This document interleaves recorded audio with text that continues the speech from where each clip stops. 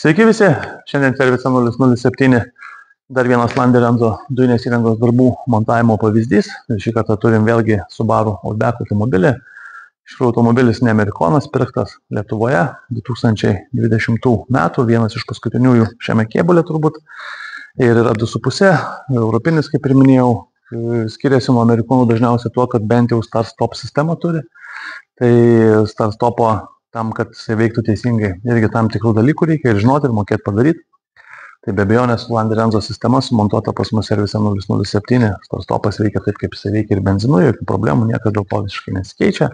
Jisai užsigesinę startuoja iš karto į dujas ir toliau ta kelionė yra tęsiama. Nei ten ilgiau to starteris suka, nei kažkokių problemų yra, nei kažkokių klaidų dėl to ir taip toliau ir panašiai.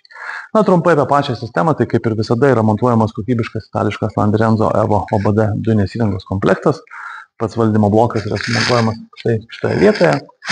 Dujų reduktorius yra montuojamas didelio našumo Landerenzo Li10 turbo šitoje vietoje, pakankamai tvirtai, savo vietose, iš esmės nelabai kam ir trukdo. Stengiamės visus tos komponentus variklio skyriuje sudėti taip, kad kiek įmanoma mažiau ją trukdytų aptarnavimo, remonto darbam. Be abejonės stengiamės taip pat sudėti taip, kad būtų galima viską nesudėtingai, greitai, sparčiai ir dujinę įrangą aptarnauti. Tai pakeis kaip pavyzdys dujinės fazės filtrą. Skystos fazės filtras kartu su dujų vožtuvu sumontuotas šitoje vietoje, taipogi nesudėtingas prie jo priėjimas. Taip, kad aptarnavimai būtų daromi pakankamai greitai, sparčiai, galų galiai ir nebrangiai sąlyginai, nes jeigu tas reduktorius būtų kažkur giliai arba filtras padėtas kažkur labai giliai, kur neina pakeisti, o pagal gaminto normatyvos jie turi būti keičiami, tai jeigu filtras bus posparnėje, tai savaime suprantama reikės daugiau ardyti. Čia apie šį konkretų variantą kalbu, kartais būna taip, kad tiesiog tų komponentų iš tikrųjų ir nėra kur dėti ir kartais jos reikia dėti nepatogiai, bet Subaru modelė tikrai tam vietos yra ir galima viską sumontuoti tvarkingai, estetiškai, švariai, gražiai, patikimai ir taip kaip atrodo štai čia. Kalbant apie pačią montavimo kultūrą, aišku, reikia paminėti, kad yra naudojamos specialios apsauginės gofros, gamykliniai laikikliai, tik gamykliniuose montavimuose dažniausiai taikomi gamykliniai laikikliai. Visas dujinės įrangos laidynas yra vėlgi adaptuojamas konkrečiai šiam variklio skyriui. Jeigu mes panalizuosime laidus variklio skyriuje, pamatysim, kad tie laidai yra įvilkti į tokias apsauginės gofreles, kurios yra izoliuotos. Lygiai taip pat atrodo ir mūsų laidai. Kiekvienas kontaktas yra lituojamas, saugomas termokembrikais su klijais. Visa daroma taip, kad tų problemų kiek įmanoma būtų mažiau tiek automobilį vairuojančiam asmeniui, tiek natūraliai ir mums.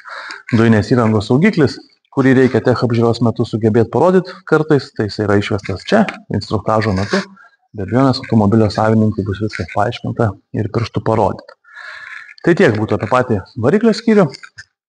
Dujų perjungimo mygtukas yra montuojamas ten, kurio pagidauja klientas. Labai nebloga vieta yra štai šitoje vietoje. Kai kurie montuojasi kairiau vairo, bet čia vėlgi skonio reikalas, kaip jau kas pagidauja, taip jau mes ir sumontuojam.